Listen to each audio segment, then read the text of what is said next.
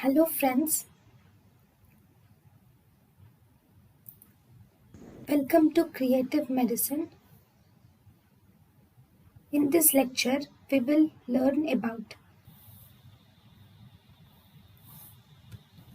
a 50-year-old male feels uncomfortable in using the lift, being in crowding places and traveling. The most appropriate line of treatment is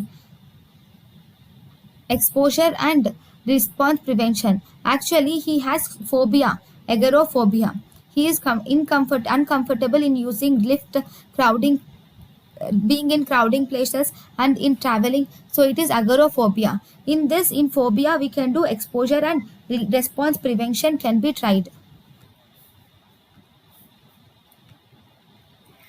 In exposure and response prevention, first we will expose the person to the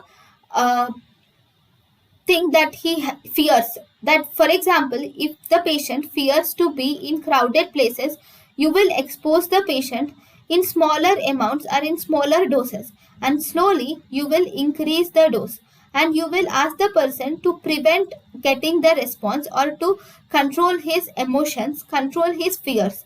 So that is exposure and response prevention, which is done for phobias.